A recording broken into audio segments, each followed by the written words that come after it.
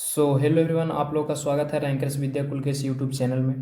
और आज हम लोग कवर करने वाले हैं क्लास ट्वेल्थ का हिंदी। ठीक है, क्लास ट्वेल्थ का हिंदी चैप्टर नंबर 1। ठीक है, जिसका नाम है बातचीत। जिसका नाम क्या है? बातचीत है। इसके आज हम लोग कंप्लीट करने वाले हैं लेखक परिचय। क्या कंप्लीट करने वाले हैं? लेखक परिचय कंप्लीट करने वाले हैं। उसके बाद हम लोग कल के वीडियो में इसका कहानी कंप्लीट करेंगे। ठीक है, सबसे पहले लेखक परिचय कंप्लीट करेंगे। आ जाइए। कहा गया है कि बातचीत पाठ, ठीक है, बातचीत जो पाठ है वो किनके द्वारा लिखा गया है। तो आपको जान लेना चाहिए कि ये जो बातचीत जो पाठ है ये लिखा गया था किनके द्वारा। तो बाल कृष्ण भट्ट के द्वारा लिखा गया था। किनके द्वारा लिखा गया था? बाल कृष्ण भट्ट के द्वारा। ये आपको क्वेश्चन ना जाने बोर्ड एग्जाम में कितना बार पूछा गया है। ठीक है, कि बातचीत जो ये पाठ है किनके द्वारा लिखा गया? बाल कृष्ण भट्ट के द्वारा। चलिए आइए जानते हैं बाल कृष्ण भट्ट के बारे में। हम लोग जानते हैं इनके बारे में, पूरा जो जीवनी इनका है, कैसे कैसे ये पढ़ाई किए, कब जन्म हुआ, मतलब हर चीज़ इनका हम लोग देखने वाले हैं।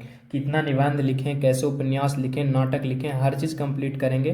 क्योंकि यहीं से आपको बहुत सारा क्वेश्चन बोर्ड एग्जाम में बनता है। और आपको पता होना चाहिए कि बोर्ड एग्जाम में ज़्यादातर जो क्वेश्चन होता है वो लेखक परिचय से ही आता है। ठीक है, तो आइए सबसे पहले पूछेगा कि बाल कृष्ण भट्ट का जन्म कब हुआ।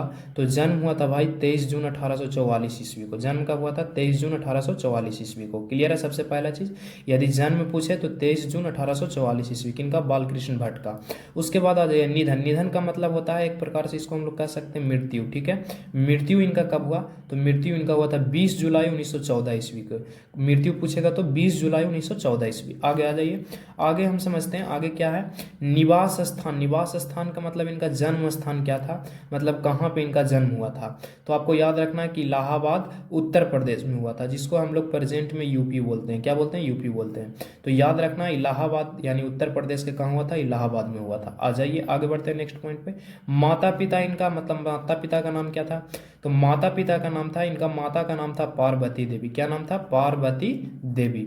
आपको याद रखना है, यदि एग्जाम में क्वेश्चन ऐसा आ जाए कि बाल कृष्ण भट्ट का माता का नाम क्या था, तो माता का नाम पूछेगा तो पार्वती देवी।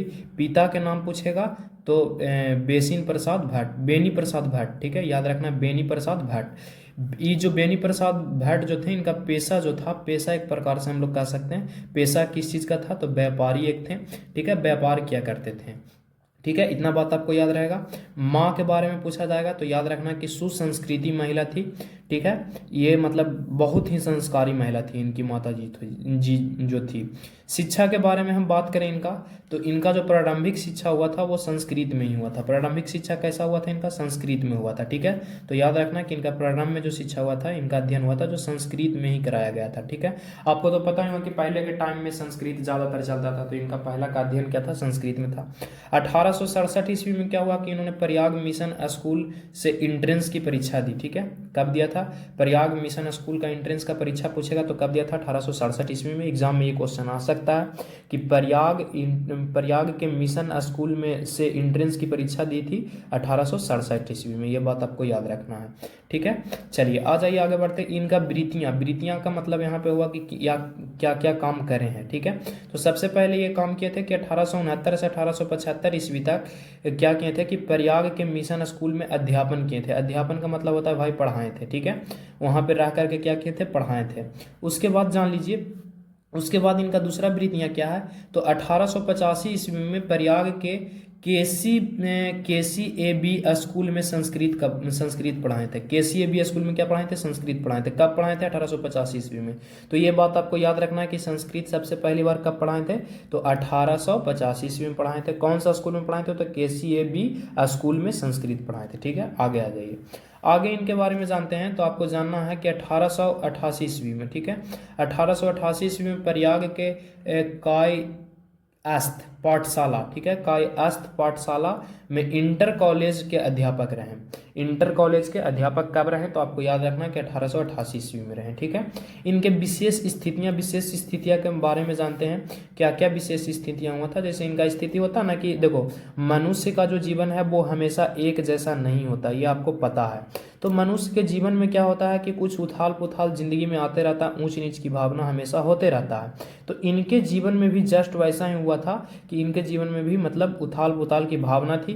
क्या भावना थी वो जानिए। सबसे पहले पिता के मरने के बाद, ठीक है, इनके पिताजी डेथ कर गए थे, इनके पिताजी क्या हो गए थे, मर गए थे। तो क्या हुआ था कि व्यापार जो था इनका संभालना इन्हीं के मतलब जो बालकृष्ण भट्ट थे, जो बालकृष्ण भट्ट जो थे ना, बालकृष्ण भट्ट, इन्हीं को कहा गया था कि आपको क्या करना है, संभालना है। जो इनके पिताजी का क्या था, व्यापार था, और इनके पिताजी मर गए थे।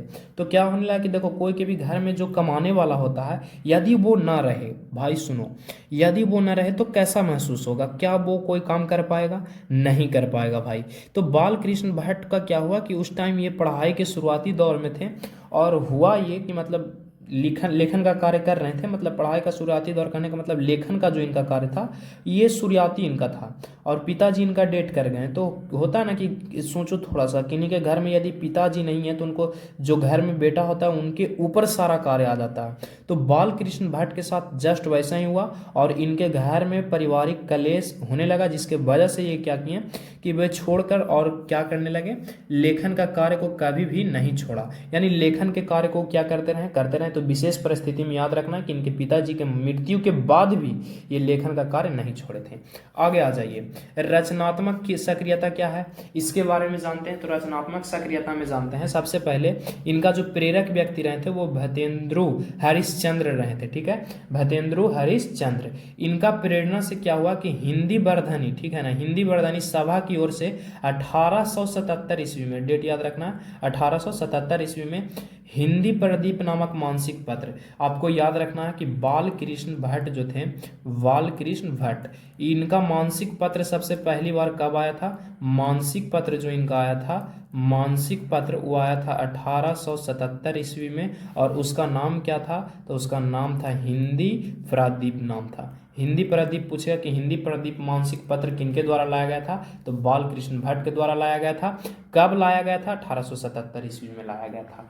और ये जो काम मतलब इस काम को ये किए लगातार, कब तक किए थे, तो लगातार 33 वर्षों तक किए थे। ये आपको बात याद रखना है कि इस काम को लगभग कितने वर्ष तक किए थे, 33 वर्ष तक किए थे। ठीक है, आगे बढ़ते हैं हम लोग और आगे समझने का प्रयास करते हैं। इनके रचनाएं के बारे में समझेंगे, क्या क्या इनका रचना था। तो आ जाइए आगे हम लोग नेक्स्ट पेज पे समझते हैं, इनके रचना के बारे में समझते हैं।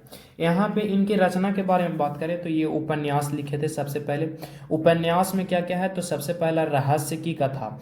एग्जाम में आ सकता है कि रहस्य की कथा किनका उपन्यास है, तो आपको याद रखना है कि रहस्य की जो कथा है ये बालकृष्ण भट्ट का उपन्यास है, बालकृष्ण भट्ट का उपन्यास है। ठीक है, तो आपको याद रखना है बालकृष्ण भट्ट का उपन्यास है।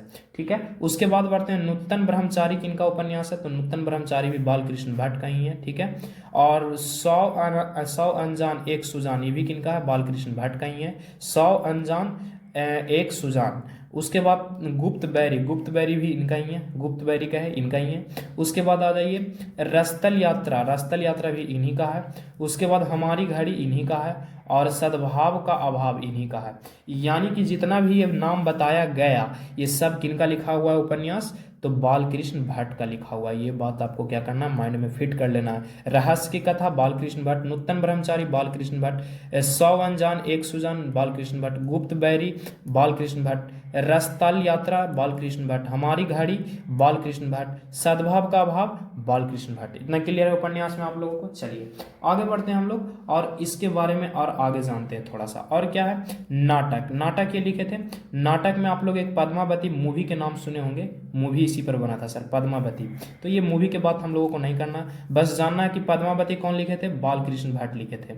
उसके बाद शिशुपाल का वध, आप लोग तो जानबे करते होंगे, महाभारत देखे होंगे, तो ये किनका है, ये सब जो रचना है बालकृष्ण भट्ट का ही है। ठीक है, नाटक जो लिखा गया बालकृष्ण भट्ट के द्वारा ही ये क्या किया गया, लिखा गया है।